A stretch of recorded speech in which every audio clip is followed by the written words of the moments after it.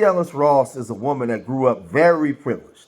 She is the daughter of Diana Ross and big time music executive Robert Ellis Silverstein. A small hat, right? She's been able to go to the best of schools, right?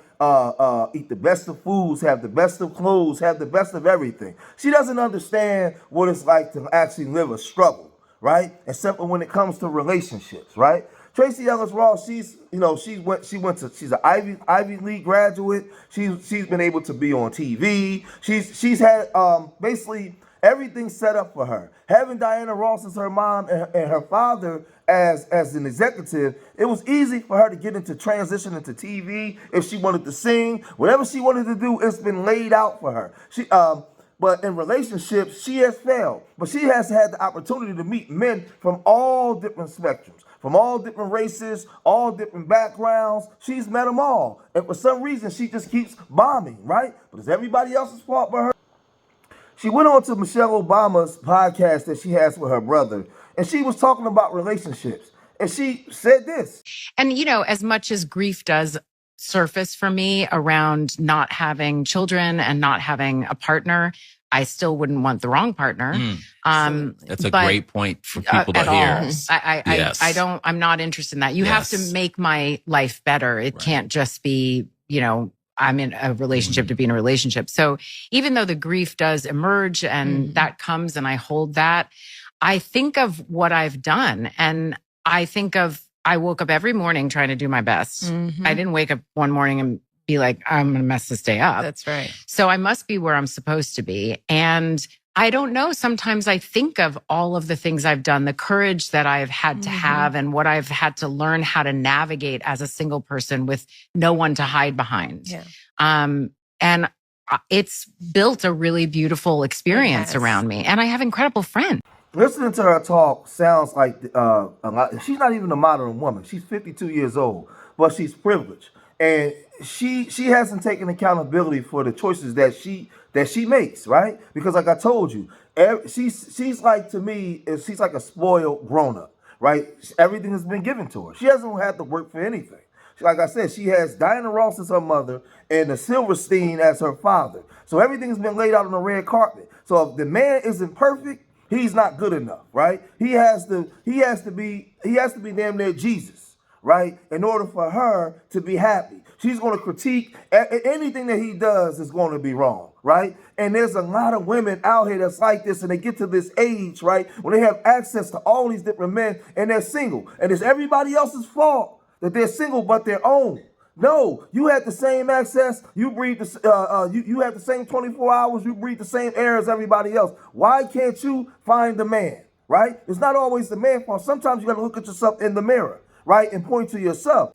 But some of the stuff that she was saying is identical to Megan Good with the no accountability and not being able to keep a man at the time before she got with Jonathan Majors. Let's listen to Megan Good for a second. Going through the divorce, that shook me to my core. I was just like, but Lord, you asked me to be celibate, and I was.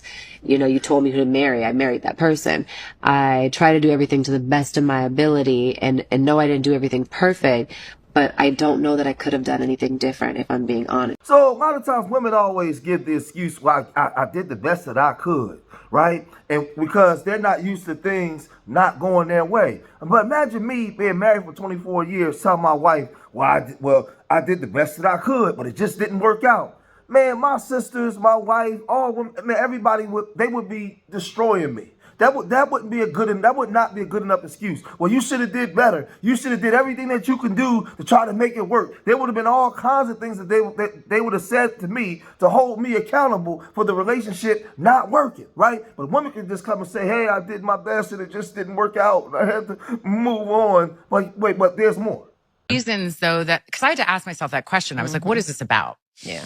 Because I want a partner. And so often, and it's not just that I'm older, I'm also very embodied. I am a full, very whole person who knows myself, who is in charge of my life, and who lives a very full, just robust life. So it's not just age, it's like life experience and sort of a difference. But I had to ask myself the question, why? Why does this keep sort of coming up other than they're hot and gorgeous? There's that. There's that. But a lot of men my age are steeped in a toxic masculinity and have been raised in a culture where there is a particular way that a relationship looks. And anything that starts to smell of that for me, I did enough of it where I was controlled and felt like I was a possession or whatever those things were, or prize and I have no interest in it. Wait a minute, I'm confused.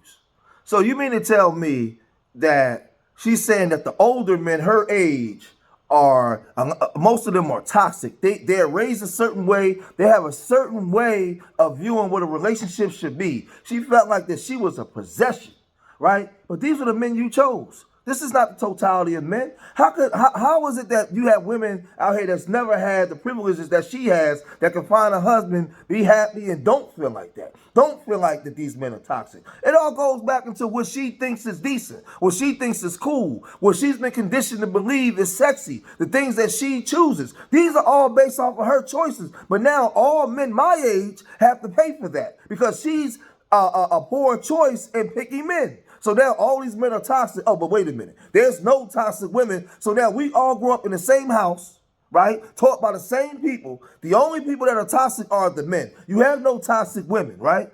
Maybe the problem, Tracee, is you. Maybe you're toxic. Maybe you're a spoiled brat and you only see the world through the lens of the way that you were raised, right? And your parents didn't prepare you to be a wife because they gave you everything. They gave you everything. But like when you hear these women talk, they're pushing, she's an older woman pushing this new agenda where, listen, if y'all don't believe me, listen to this part.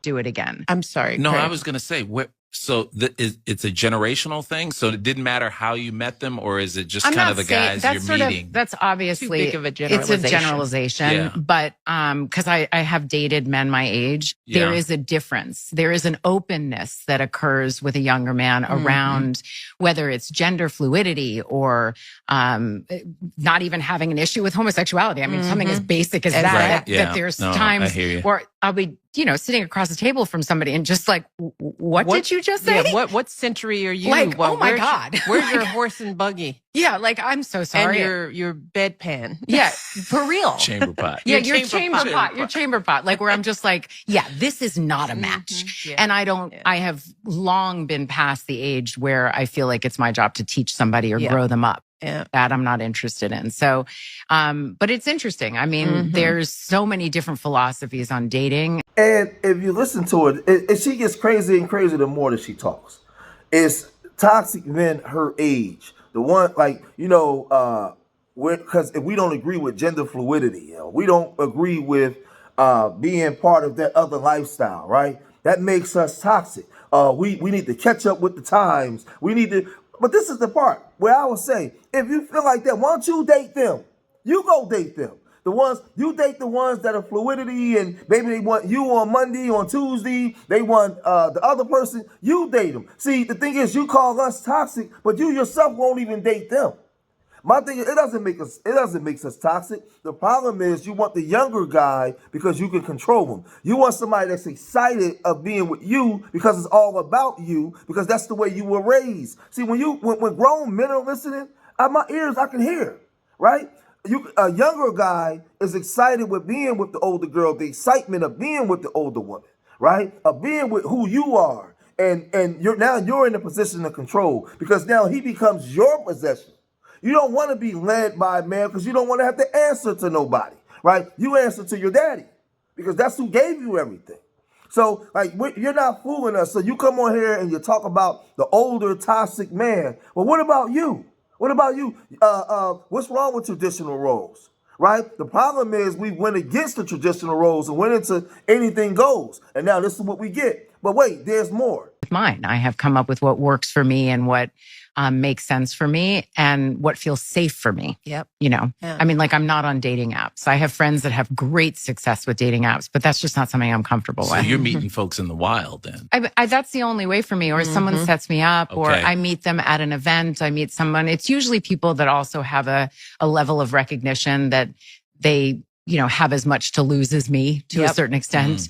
I don't know. I mean, I haven't had great luck lately, but I do have to say I'm moving up on what it is that I'm looking for as a match. Now with all that being said, we can clearly see that she's one of these type of women that she's not going to be able to make it work with any man.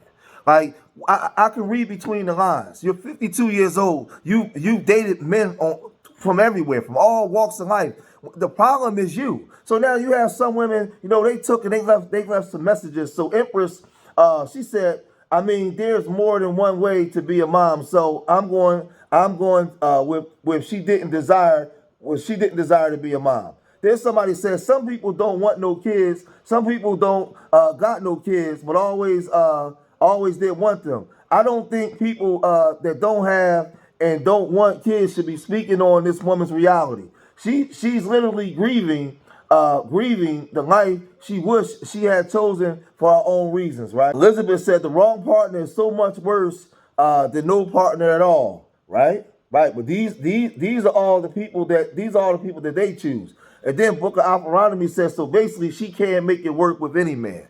And let me tell you something, I've been married to the same woman for 24 years.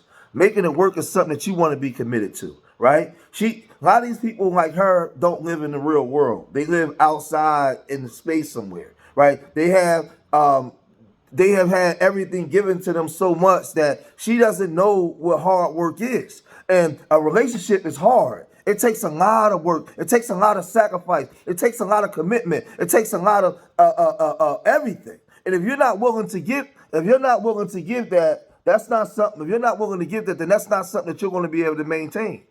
Relationships are not something that's promised to you like life or death. It's something that you got to fight for. You got to fight for it every day, right? It's a challenge. You got to learn how to merge your good and your bad with somebody else, man. And y'all got to learn how to walk in that thing together, right? And if you're not willing to sacrifice and do all those things, a relationship ain't gonna work. And today's modern young people, modern women and men, you guys are not committed to each other enough, or what relationships would be. A lot of these modern women is pushing these new agendas, gender fluidity.